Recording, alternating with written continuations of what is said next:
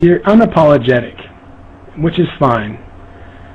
And I guess it seems to me that there's obviously a distinction between what you hope to accomplish versus what I hope to accomplish on YouTube. Because I have never made any type of derogatory comments towards Islam or atheism, and I've always strived to, when I have done something that has gone over the line, either taken down my video or apologized. And I think that illustrates a certain notion of a person, what it is that they're striving to get out of this.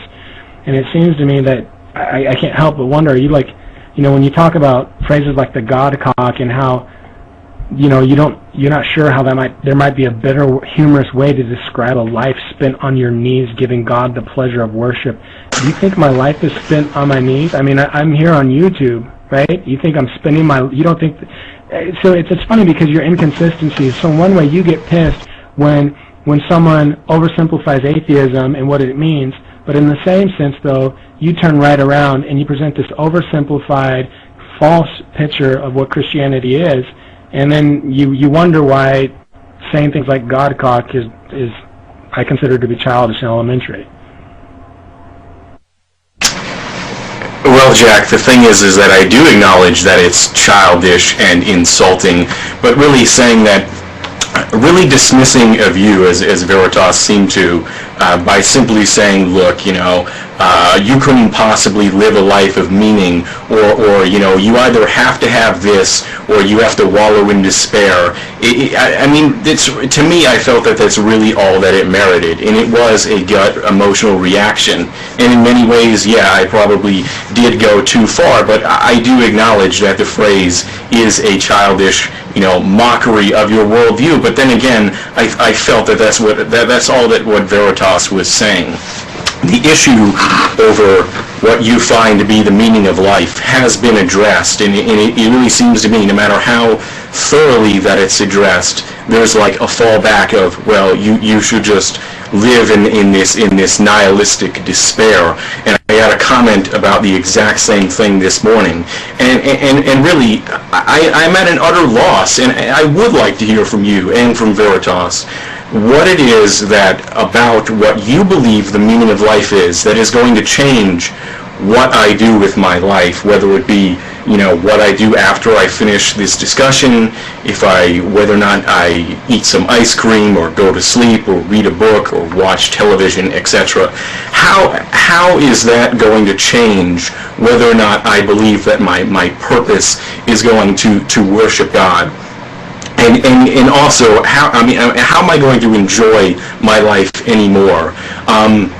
And also, doesn't it seem like there are some ancillary consequences to this belief that your purpose is to worship God, like actually taking what Jesus said seriously, casting away your possessions, and living as he actually said, which I don't really see many Christians doing.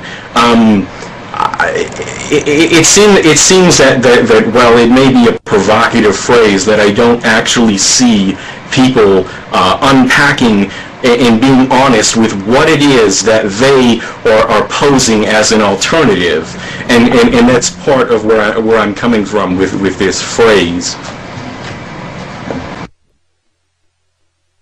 But Tim, here's the thing though, is I understand where you're coming from with regards to this phrase, but Veritas 48's purpose in that video was to describe why he was not an atheist.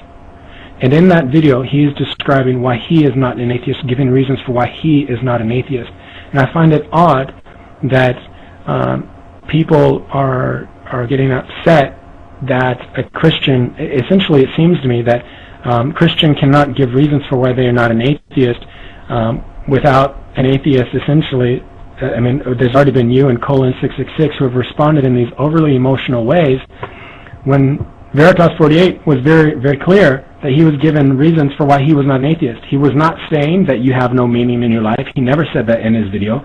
Rather, he was pointing out what he considered to be an inconsistency with this idea of meaning in philosophically speaking, with reference to meaning in a person's life. In no way did he say at any point in his video that atheists live meaningless or hopeless lives. He never said that at all, and I feel like some people really try to strawman him. I feel like you tried to do that. Okay, let me clarify, Jack. What he said was the atheist worldview is unlivable.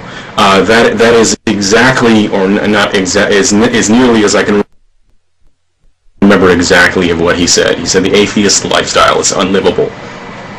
Now, what I take away from that is the fact that, again, when I get done this, I'll probably pop in some of the Doctor Who DVDs that I rented from Netflix.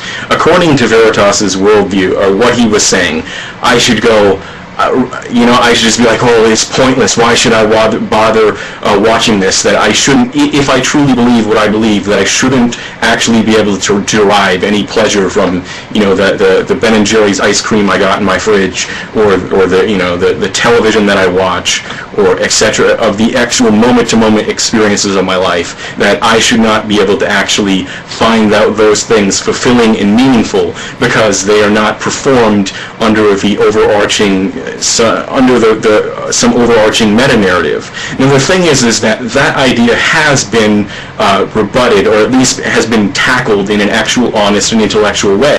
And I know for a fact that Veritas is aware of that. But in his video, it's like he is completely unaware of he acted as if no one had ever presented a objection to what he was saying before in the past. When in fact, I know for a fact that I've made videos about it before, and he said, well, I thought about making a video response to that. But I mean, it's a gross simplification of human psychology, and it is essentially underselling what I mean. I don't think that he was being really honest about his proposed alternative. Again, as I said in my most recent video, worshiping God I really could think of nothing more futile. An all-powerful being does not need me at all to worship him. If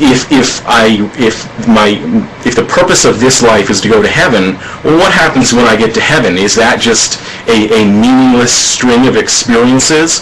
And there are all of these questions that have been posed, and Veritas either ignores or his answer was just completely, what would be the best way to put it? It wasn't actually giving any acknowledgement to some of the more serious answers. Even he acknowledged parts of Dan Mill's video, the very end of it, but Dan Mill's point about Valhalla, for example, once you get there and once you train to fight for the end of the world, then what's the point of that?